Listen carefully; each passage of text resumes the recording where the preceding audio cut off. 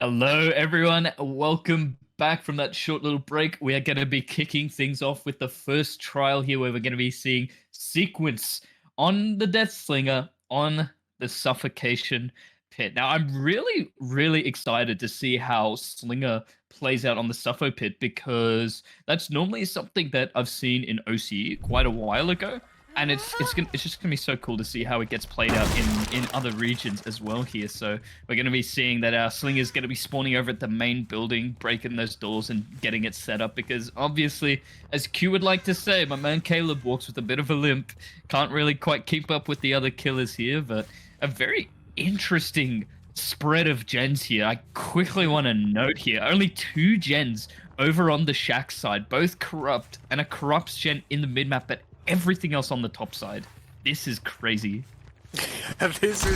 This is crazy. Someone made an RNG rain dance, as Q would say it. Look at this. This is a dangerous moment, right? You're loading into the match as the survivor team. You are calling out 1 gen down here, 2 gens down here, and as soon there's no additional call out on the generators, you realize, okay, this top side on the Suffocation Pit is going to be horrendous. Look at this beautiful triangle on the top right, linked into the 4th generator in the midsection, and then another one being on the left side there. So technically, if you want, you could call this a 5 gen on the top side of Suffocation Pit. Could only be worse if there would be the corrupt right there. Hardwell is the first survivor in chase, and with this generator setup we just mentioned, you do need a very good run, but it is going to be a quick injury with the sloppy butcher being applied as well, but a head-on coming out. Early statement by Team Trauma here, not going to be too impressed by this dangerous setup here. Already working on it, already making sure that these survivors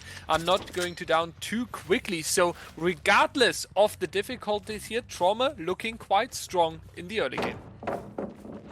And that's exactly what you need when you know you're going to be going up against this kind of a 5 gen that you're seeing over on the top of Vayne here. This Claudette here absolutely juicing up over by this filler pallet here. Going to be able to rotate back over towards the mid-map, which is awesome to see. Go for some really nice jukes to be sort of pallet conservative here. And that head-on play at the start really just prevented Hardwell from going down earlier, so that's really, really awesome to see. Now, our killer here is going to be going for some cigar value here by just breaking the chain as opposed to going for the M1 hit here. I believe that it reduces a full second of cooldown from when a survivor breaks free from the chain. You still get the health state change and still put him in the deep wound, and oh my goodness, an insane shot through rock and stone and wood.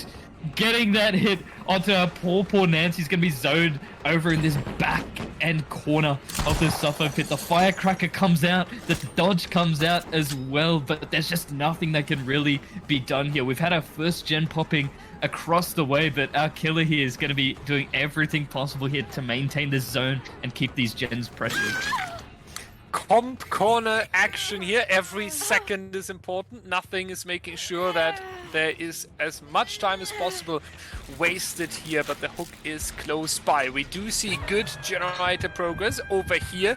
They are moving away from it, making sure that they won't take a penalty here through the Scorch Hook, and have done that successfully. We might see another generator being completed very, very soon here, and that's just in time before Sequence Killer can make it. So 2 survivors are running down. One of them is for sure taking an injury here. Nia actually rotating back towards the top side, kind of pressuring up here, and the killer has to follow her in order to not give away the free unhook if the survivor would rotate over. So also making sure that the pressure of Hardwell is lifted there. Going back, maybe confirming the second stage here, but it will be the price of another generator. And since Trauma was really active here on the top side so far, they won't worry too much anymore. They now have access to the mid generator there as well. So they are actually really close to break this entire setup out here.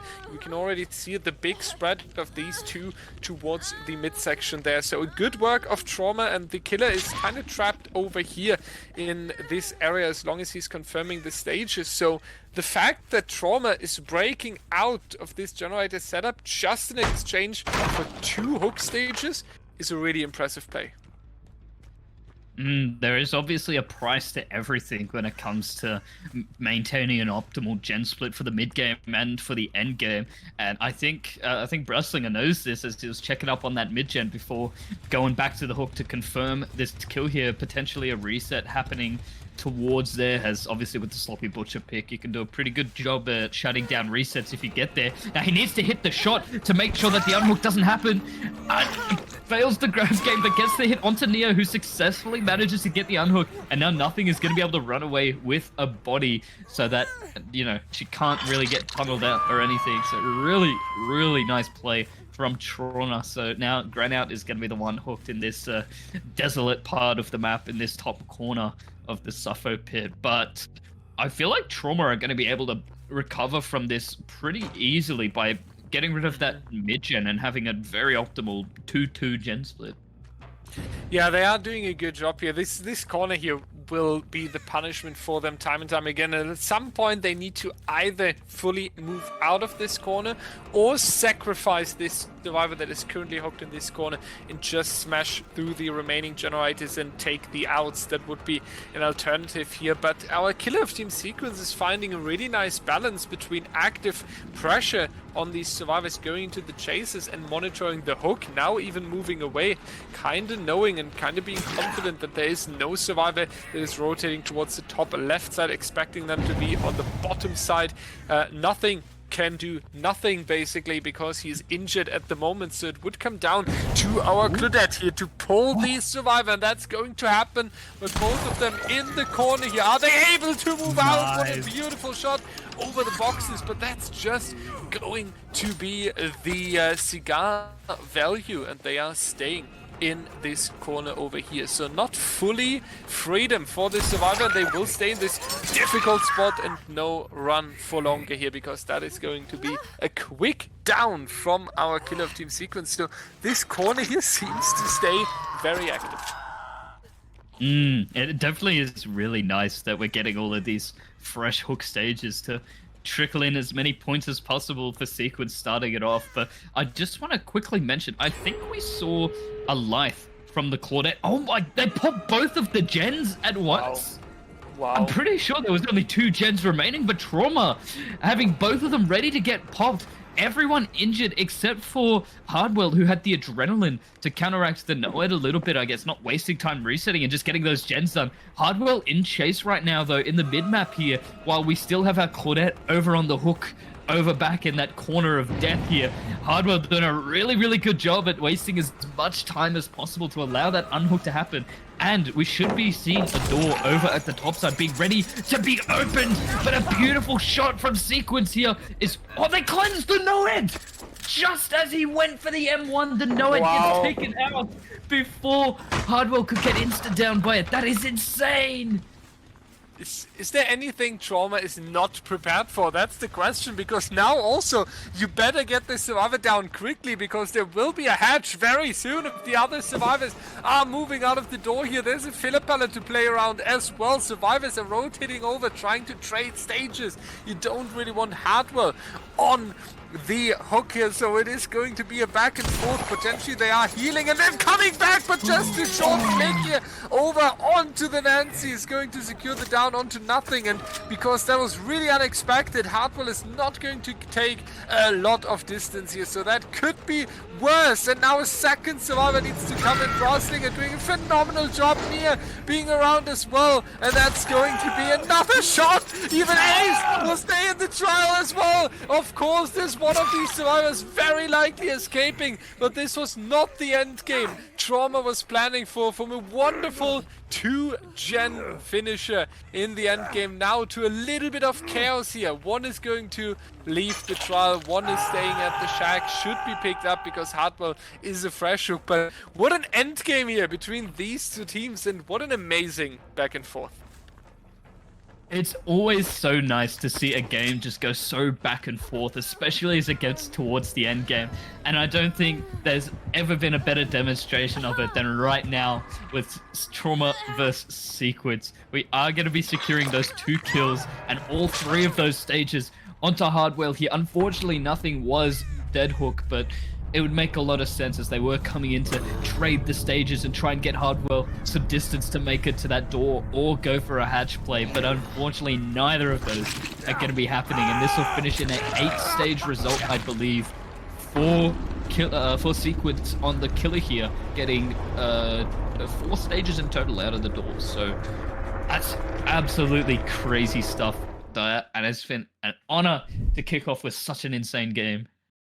Yeah, it's giving us a good insight of what we have to expect, right? When these two teams are fighting for a place in the grand final, coming from the winner bracket, then this looks like this, and this was a phenomenal first trial. Important to mention, though, the grand final in this tournament will be a best of 7, but it's not going to be that you need to win twice when you're coming from the lower bracket, but whoever stays in the winner bracket moving into the grand final, so basically the winner of today, will have the bonus that they can instantly pick the killer for set number 1. There won't be any bans before that, so you can really pick your favorite killer or maybe the biggest weakness of your opponent. So that's a huge bonus there. So whoever is winning today is not only having the safe slot, they also come into the grand final with a bonus. Let's see how Sequence is responding to this on the survivor side. Trauma is going to take the killer side 14-20, ladies and gentlemen, and we are back for you after a short break. Welcome back, everybody, to Trauma and Sequence. Now, Sequence on the survivor side. Seth, Swatter, iPick, Excise going against Whizzle, the Demon, we could say, because that is a killer that is so long around, good on everyone, and has the absolute perfect experience to contest a team like this. And look at that, going into the match and instantly coming out of a shot. Yeah, hello, I pick 3 seconds into the trial and already hanging at the chain. What a dream start for Team Trauma here. That is insane. And now you have to pre-drop that pallet because that was not expected at all here. This miss, however, is going to be huge. Whizzle not able to reward himself for this beautiful start. This looked like a world record speedrun attempt.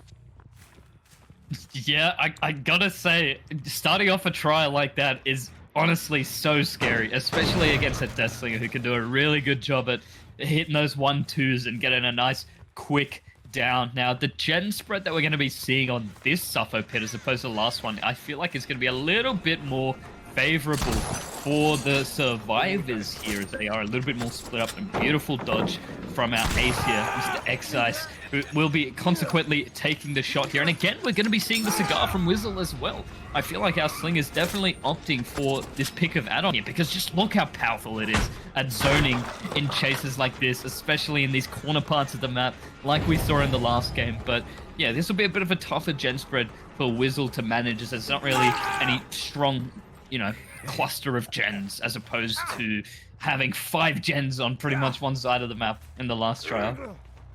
Yeah, this is an interesting meta change, right? This cigar seems to be the new tactical way to really work with zoning survivors and punish them. We do see a little bit of healing action here in this locker, and now the same difficult decision as in trial number 1. Do you stay around? Do you actively pressure the survivors off the generators? All these questions are to need an answer here for Whizzle, and it seems like that he at least wants to take a look onto the generators, making sure that this 3-gen here on the bottom side, together with this mid-generator, we could argue it's a 4-gen, is staying intact. So also finding a good mix between tactical camping and having a look onto the generator. We do see a lot of action here in the midsection. There are scratch marks of our survivors, and now we need to start being worried, because Whizzle, with this great mix of pressuring the survivors off the generators and guarding the hook, might turn out as these survivors being quite inefficient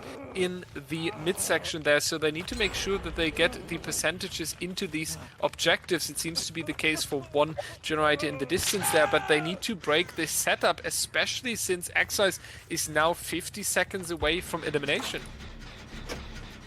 It's good to see that the survivors are being quite efficient with the gens here, and at least doing a good job at getting rid of one of those mid-gens. Whacking them out early is obviously key here, but getting a save onto Excise here, I think, is just not really going to be that feasible with how tactically Wizzle has been positioning himself around the hook and the generator here, as I know Ms. Barn would love to say that tactical positioning really coming through here. Now, Swatter's trying to come in for this rescue here. He does have a firecracker and a dream, but we also see that Seth is coming in as well to allow this double save to happen, and they pull it off. Swatter taking the first body, the second gen getting completed by iPick over in the distance here, and Wizzle is just going to go straight back for Excise, hold him on this chain for as long as possible, and see if he can get this down unless we have a borrowed time coming out, and he does get the down, which means he should be able to get an elimination very early on into the trial with only 2 gens complete right now.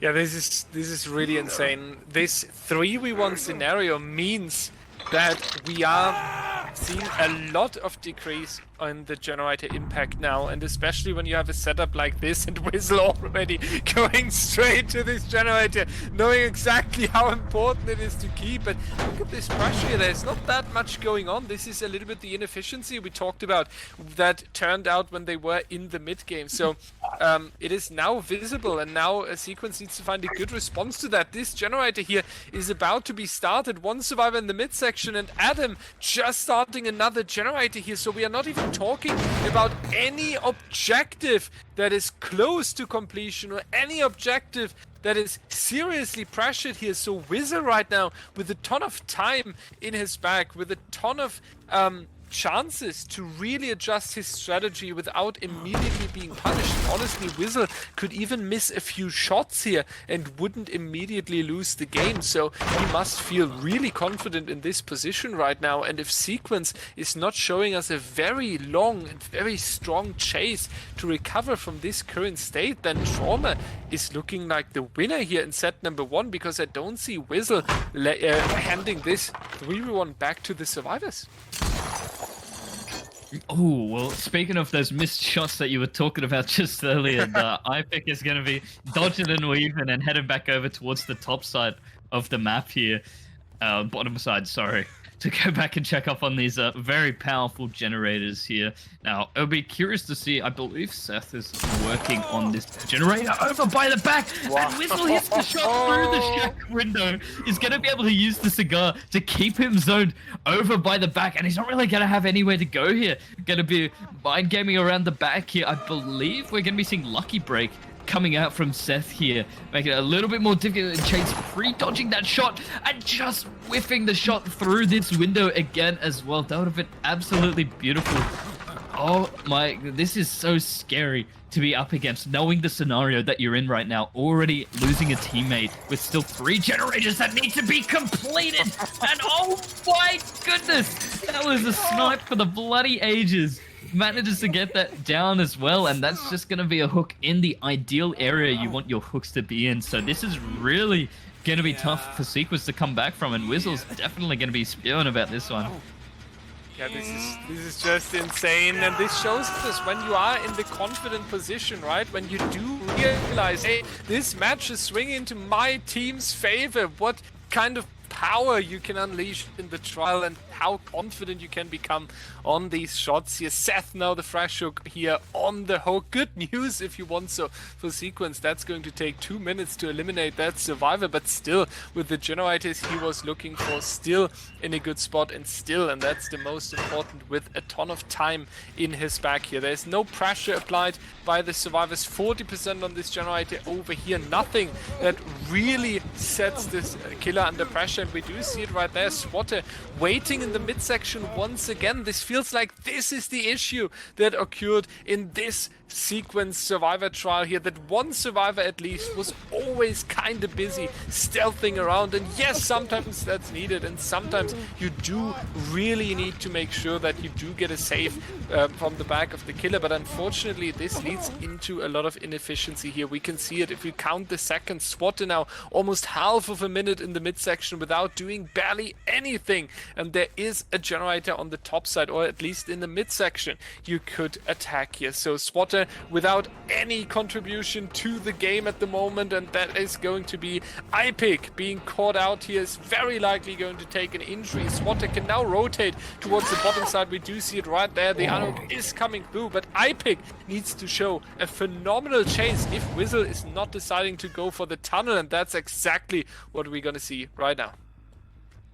It's a good thing at least that iPic was able to at least take the aggro as far away from where the unhook is happening, where all the gen pressure is, but things aren't looking good for Seth here, as he is going to be taking another down once again right over by this part of the map here. It's just going to be a very quick hook and a quick elimination.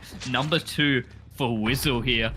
And it's just a matter of going back, checking on the gen, seeing that bird flying up in the distance, and just knowing exactly where to go to cut off out survivors here.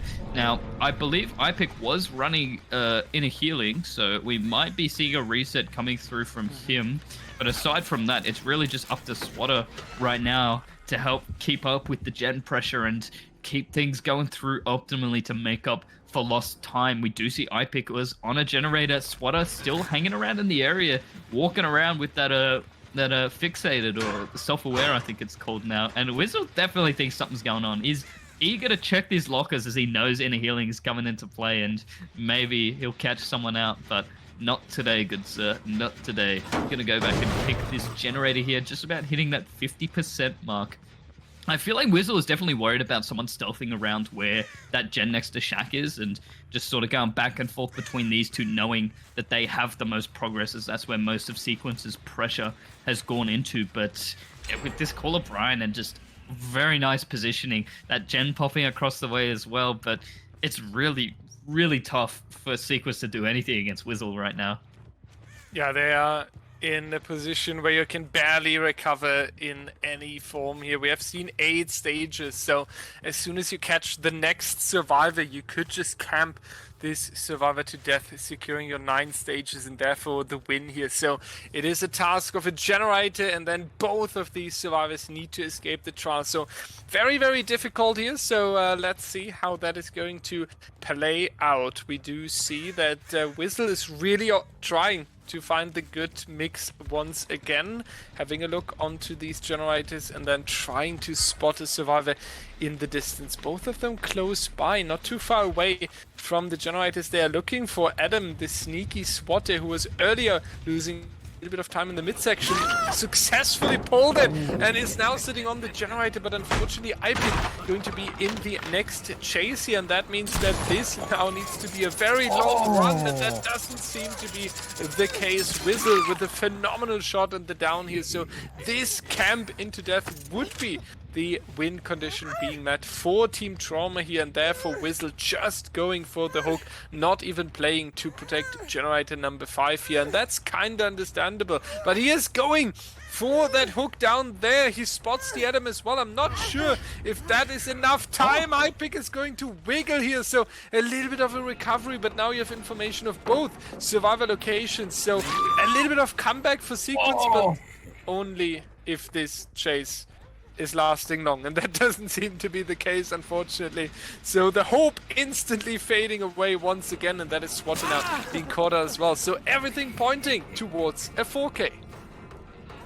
It's definitely looking towards that right now, with the Swatter being the only one up right now. Whistle could just so easily break the pallet, force the zone, but instead he's going to go straight for the pickup onto iPic to hook near that gen, which not only is Whistle going to be able to pressure the hook, the gen, but the hatch as well for when it spawns. So it's not looking good for Swatter at all right now, especially because that adrenaline is not going to be coming into play as it was eliminated with Seth. So I definitely think this is going to be set point number 1, going to be going to Trauma here. Set point number 1 to Trauma, and we talked about it, right? How important that is. So we do need to make sure that Sequence is finding a good answer here in the second set, and that they are able to make sure that they find a good response here. The difficult thing is that Sequence is going to play Survivor straight again, so you have around 4 or 5 minutes, and then you need to show a perfect performance. So Spoker, What do you think is going on in Sequence VC in a moment like that? What are they discussing to come back strong? They're really putting the pressure on me right now, huh, Dan? Well, because it's going to be Cenobite on the Dead Dog Saloon, I believe, kicking it off on the Survivor's side. I wouldn't be shocked if we saw some head-on, some inner healing kind of action going on, just to make that first chase, I guess, as strong as possible, because Dead Dog is just such a small map. It's quite difficult with how tight some of the gen spawns can be, so I think Sequence is really gonna have to play it really well in the early game in order to have the momentum and the snowball ability to get a good result in the first trial. And Whistle right now just trialing out his little shots here through every nook and cranny that he can find, which is lovely to see. But the 4K is coming through and putting the final score at 42 to Trauma and 28 to Sequence, which is insane stuff. It was so nice to see Trauma making such a comeback like that after being down by a 6-point difference after Sequence's killer performance. But yeah, I hope you guys are excited as much as I am for the Cenobite on the Dead Dog Saloon. Yeah, this Cenobite will be a huge performance there will be a huge performance being needed from Sequence on the Survivor side. We can just hand out a few stages if you ask me. Otherwise, Trauma is riding the wave a little bit too much here. And the killer also needs to learn that against Team Sequence, it won't always be that easy than right now here on the Slinger. So, ladies and gentlemen, we are moving forward into the second set between Trauma and Team Sequence. 42-28 in the first one, but how will the score be in the second one? We are finding out in just a few minutes. All right, welcome back everyone from this short little intermission where we are going to be seeing Trauma coming fresh from their first set point over Sequence here. Going to be playing the Cenobite on the Wrecker's Yard, and what a familiar face we're going to be seeing here. Wizzle once again playing up the killer role against the exact same Survivor roster for Sequence here. So it's going to be absolutely lovely to see that. Oh, wait a minute. I believe we were supposed to be having Cenobite on the Dead Dog Saloon. Am I right? Yeah, but I lied on you.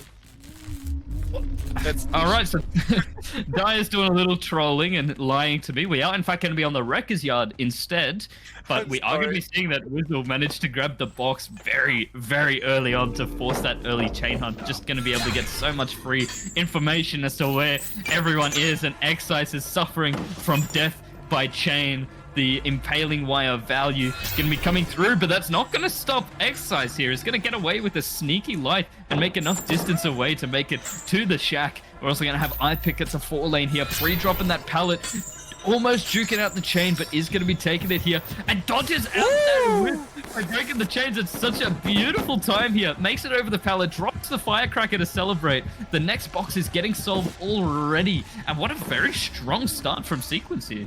Very, very strong. You know, I apologize for the map lie. Sometimes when you're hosting too many events, you are being confused with your own rule sets.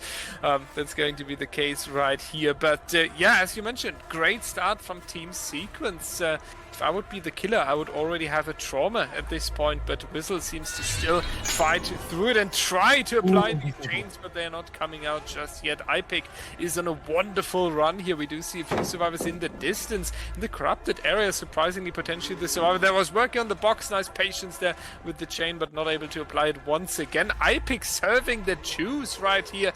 And knowing Sequence, I wouldn't be surprised if we do see the rotation of a survivor, of a teammate coming over. There it is already. That's going to be Seth now, giving some distance to iPick, but it's not going to be the safest spot right here. I do think that's a difficult corner to play around. You can go a little bit of back and forth here, but as soon as a chain would successfully hit, the survivor would have a difficult time. Is it going to happen though? That is indeed the case, so we need another survivor very, very soon here. Mind Games coming out, actually working. That's going to be the vault on iPick, and that's going to be comp corner action once again here. Phenomenal chase, and that's the punishment of at least 2 generators here. I wouldn't be surprised if we even see another one.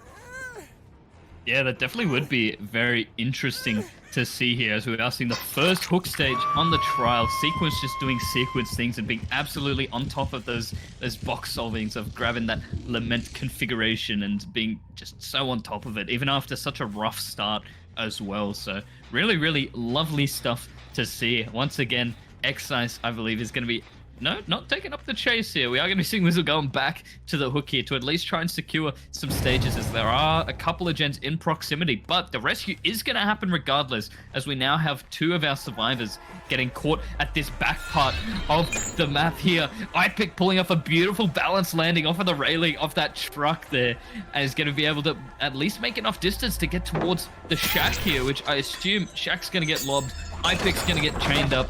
That original pain is going to put him into the deep wound, and we already know that balance has come out here, so no potential dead hards. But the original pain add-on, sorry, I feel like is just become such the meta for Cenobite because of how well it can counter perks like dead hard and stuff. But yeah, iPick is going to have to take the chase over to where one of the somewhat active generators were, which isn't really nice for Excise, who's obviously trying to work that one out, but iPick still having an awesome chase here. Yeah, iPick is the man of the match for already. I just predict this for the next one, because I can barely imagine how you play on the Wreckers Yard even better. I mean, maybe Trauma will be able to surprise me on the Survivor side, but what iPick is serving right here is absolutely incredible. This is so on point, and just in the middle of these two survivors, double dodging here by Team Sequence all together into a longer chase. Filler pallet in reach. Jake once again around, another MVP candidate for so much body blocking and so much help for the teammate here. Seth doing a wonderful job as well. Adam is going to leave the generator right here, just kept the sprint burst on hold long enough to avoid the chain and take some distance. And Wizzle is now in the difficult situation that he needs to find pressure onto these survivors. Yes, the box is going to help a little bit, but we have 3 generators completed in exchange for 1 hook stage at this point. So you want a down, you want anything that really keeps the survivors busy. Otherwise, we are potentially in the end game very soon. Yeah, it definitely wouldn't shock me at all, considering with how the gens are spread out on this Wreckers Yard here. Oh, that unfortunate chain just catching Swatter on the noggin right there. Gonna cause that down. We do see some more chains targeting onto someone here, though. We know someone else is lurking around this generator, and once again, it is Mr. Excise who is gonna be taking up the chase and taking the aggro away from the hook. Very nice fake out there. Wizzle gonna be putting that chain in just the wrong spot, is gonna go back and opt for the pickup onto Swatter and get somewhat of a hook at where you've got the most gen pressure, right? This gen right here, I believe, has been seeing the most action as of right now, and is coincidentally going to be getting pain res here. We do have a Scourge hook in this setup here, so actually not that bad of a 4-gen over on this top part of the map here. So it's not unrealistic for Wizzle to make a comeback in a scenario like this, with getting that fresh hook onto Swatter and just slowly eliminating all of the resources in this area and getting tags here and there. So I reckon this could make a turn for the worse for Sequence if they're not on top of these gens. Yeah, it's an insane condition for the survivors, right? If you don't put up on the generators really soon, the entire match can basically flip around here, and Wizzle is now in a state of the game where he's able to injure the survivors constantly and able to hook them in a very, very short period of time. So this is hook stage number 3 now. Basically, he tripled his outcome for just 1 additional generator here. We do see generator number 4 being completed, but there is a little bit of more work to do for the survivors, and they need to make sure that they are not having a flaw here before going into the end game. Ace is going to take the chain, Excise is going to move around here and actually chaining this into the Tina. A very smart and nice choice here to take more distance and then in reach of the next pallet there. So this is going to be a tricky chase, and therefore Wizzle is rotating back towards the survivors over here, spotting our body blocker number 1, who is now with the chains and has to win the mind game around this pallet, which is not going to end successful. So Wizzle picking up the dynamic, and if Sequence isn't getting that last generator out, they could potentially lose a ton of stages. And I'm gonna go ahead and assume that Seth is probably gonna be our adrenaline player once again, as we saw from the last trial. So I understand Wizzle might be having that thought process as well, and getting another pain res onto the gen here is gonna be really, really brutal for Sequence. And another pallet gone, another resource that's just not gonna be available. Things are starting to ramp up and get worse and worse for Sequence here, especially with this beautiful chain onto iPick here. Another nice quick down. It really is unfortunate not being able to get any early eliminations, which I feel like is just kind of ideal for a map like Wrecker's Yard and against a team like Sequence. But another pain res, another Scourge Hook coming out here. Unhook onto Seth has gone through, but it's not really in the best part of the map here, and it's very awkward to have to make that reset back over to the other gens here. A beautiful dodge from Seth, though, to at least waste as much time as possible here, and the unhook comes through onto iPick in the distance. Now, Sloppy Butcher, I feel like, is definitely playing a big role in the trial here with slowing down the resets at least, which is just wasting more and more time for those survivors to be back in the right position here and back on these generators. But Wizzle has just been holding it down like an absolute trooper. Yeah, Wizzle performing so well under the pressure Sequence is putting up is very, very impressive, and shows once again that you should never give up, right? One stage now turned into 5, and the end game is not really there just yet, and there's it's not sure how many stages are moving out of the door. So let's move on here to this survivor who dropped the pallet and is trying to take distance, but Wizzle right on his tail. But nice dodge right here, and that is going to be spotted, taking a hit, making sure that this survivor is staying alive as well. Now I wonder if Sequence is maybe taking a little bit too often a body block here, because that always requires an additional survivor to rotate over who's not working on the generators. Of course, that can help a couple of times, but we do see it consistently being done by Team Sequence here, and I do feel like this dropped the generator efficiency here and there a little bit. So Excise is now going to be hook stage number 6. In exchange, we do see a reset onto Seth, so this also means that the pressure on the generators is not applied with the full team here. I'm actually becoming quite worried about the stage of Sequence, and I'm also not sure if we will see the end game anytime soon, Spoker. It definitely has been just the beginning of the end when this gen setup has just been put into place, getting all these hooks, consistent Scourge hooks at that truck there. We're just seeing that same gen getting pain res again and again and again, probably losing its entirety of progress at least once over. We are going to be seeing a big teleport over onto Seth here, going to be taking the chase, trying to get that aggro away from where the hook is. And I think at this point, Wizzle has been able to weasel his way through and get all of those fresh hooks onto all of the survivors here to just secure a hefty amount of points. And unhook does happen, but again, it's just such a terrible spot for it to be in. There's not a lot of places to go to, and the chase is just being forced to happen around not only where the hook just was, but where that active generator is from before. Now, only iPick being healthy in the trial here scratched that. Seth is now healthy as well, but having so many people injured for so long in the trial just makes it so difficult to be able to manage the gens as well as get those resets happening, especially with that Sloppy Butcher. But Excise is going to be taking the down once again and being put into his second stage here. Now, is this going to be a Scourge Hook? We'll have to just wait and see. Is it going to be one that would be really, really dangerous for the team, right? Because Sequence also at this point, there must be a little of panic going on this survivor side at the moment, because you do realize that you're one gen ahead of the end game, but you are not able to complete this objective. Nothing they are trying, the body blocks, the distance taking, the resets, nothing seems to work. Wizzle is one step ahead. Wizzle is able to find a counterplay, to find a good response, and all these quick chain applications into an injury are just not giving Sequence the needed space to put the pressure into the generators here. 7 stages at the moment. We are moving towards the result of the Slinger in the previous trial, and that is usually not what a Cenobite is expected. It's usually around the 5 stages mark. So Wizzle already far ahead of that. putting up a very good performance. And we do see the resets once again. They are trying to keep it safe.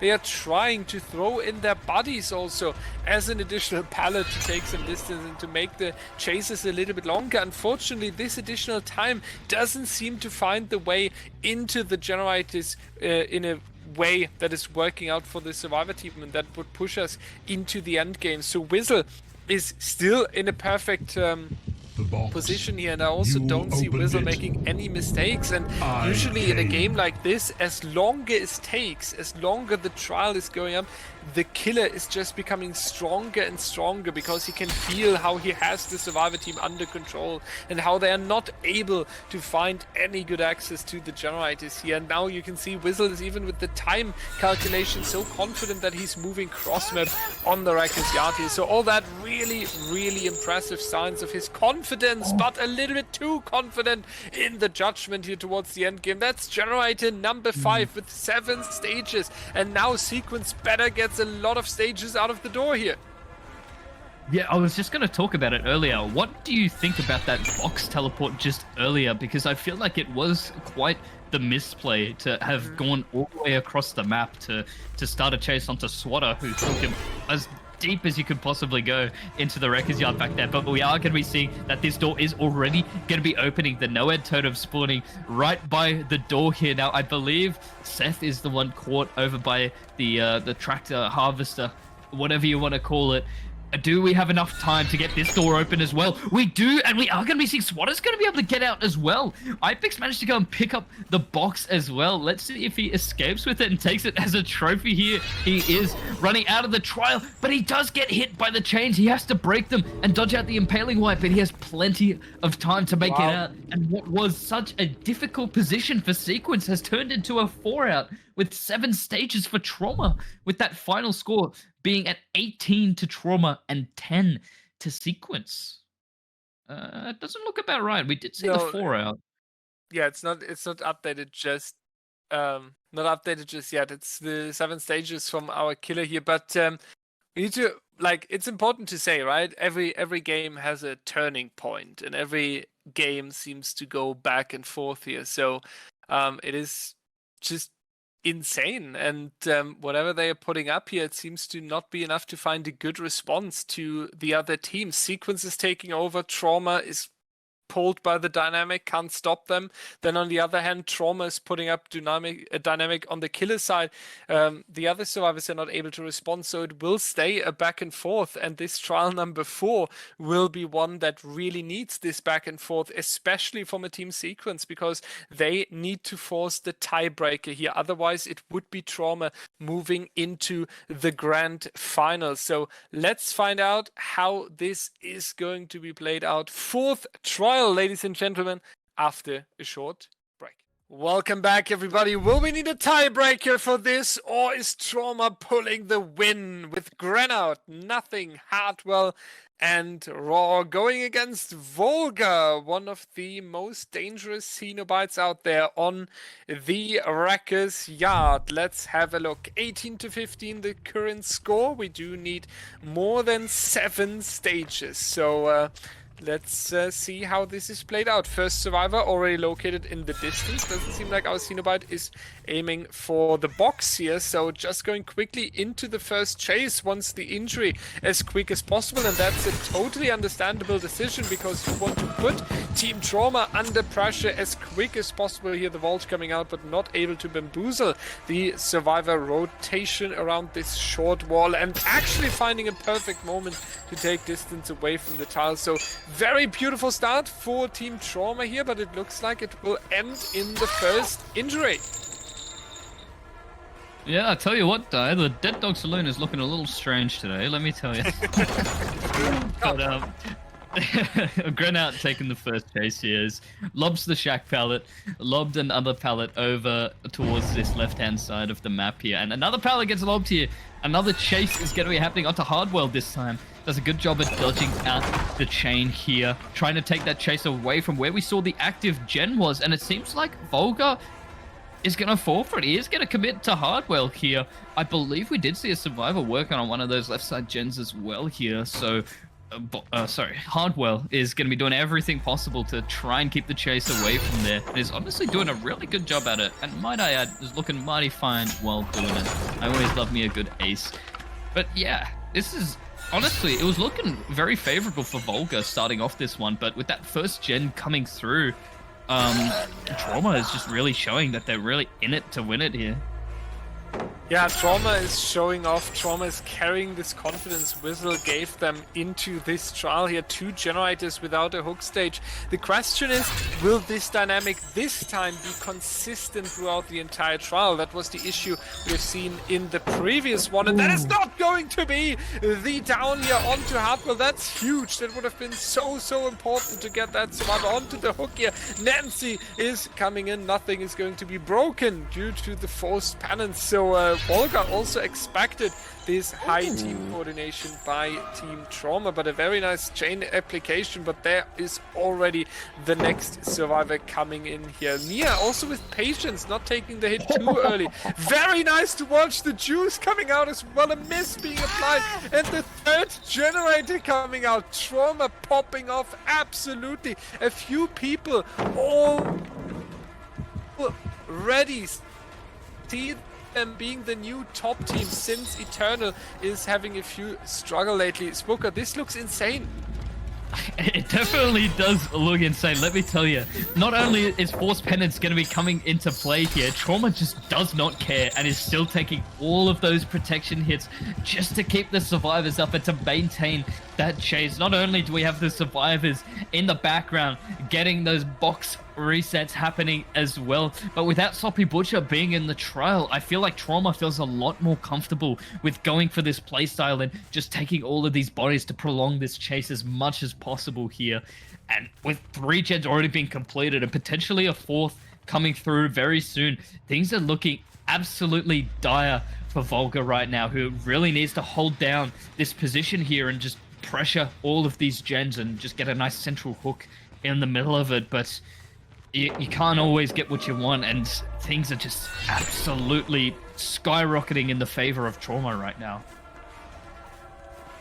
Yeah, this is Trauma on their wave, on their confidence peak, and just smashing through it all together. What an insane performance by them here once again. 0 stages so far in exchange to 3 generators. Bloodlust building up, but it ends in a Minecraft hit that is collecting +5 wood here on this filler pallet.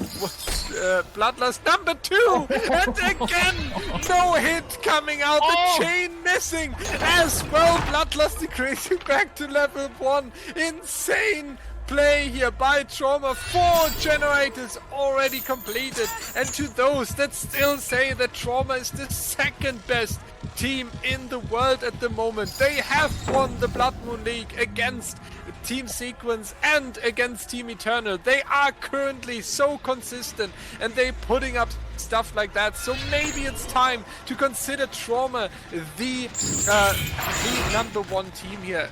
Very likely the grand final is going to tell us for sure, but Trauma is so beautiful to watch, and they play this time and time again, so I just love watching them. You really got to feel for Volga right now. The amount of times he's been pallet stunned, smacking pallets, smacking rocks. He probably has enough resources to build a house by now, but our survivor here, Nancy, is also going to be dodging out another hit. Volga just not quite landing those is really going to cost the game for Sequence here, but the medium vault is going to be a tag onto nothing. We have all 4 survivors injured right now, but still only 1 generator remaining right now. And we see this gen here by the shack has so much progress, hitting that 75% mark with some noise notifications going off by this gen near the door as well. Trauma have just done an insane job at not only having such strong chases, but also being able to maintain a beautiful gen split as well. But Hardwell is going to be the first down of the trial here with 4 gens already being completed, and Volga is looking at getting his first hook stage here, which is just absolutely not ideal for Sequence here, unfortunately. Waiting out that pain res, we have 2 of our survivors working on the gen here, nothing taking that box away from RXW here. The unhook has already happened onto Hardwell, and oh my goodness, this is just absolutely insane. Yeah, Trauma smashing through it. 4 generators done. Generator number 5 is in reach. Nothing solving the box as well. So Volga also with a ton of things to do on the bucket list, right? Here is a generator I need to protect. Here's the box that is currently solved. Here's a survivor that is taking a hit. It's just so many things that are happening at the same time. So now in the end game, we would need to see an absolute speed run that adds at least, I think, 7 additional stages from now on. And with the doors being located far away from this hook, I do not see a chance for Volga to reach that in time. There's the door open. 3 survivors are going to leave the trial. There's one last chain, maybe keeping one survivor. No, it's not going to happen. So we will see a 4-stage game on the Wreckers Yard and a very dominant win for Team Trauma. Now they are in the grand final. They will play next Sunday for this prize pool here, and they will have the bonus of picking the killer for set number 1 without any bans happening before that, so they can pick their biggest strength or the biggest weakness of their opponent. Trauma, the grand finalist, I would say absolutely deserved. Now is the question, will Sequence fight the way back into the grand final? Is it going to be Eternal coming from the lower bracket?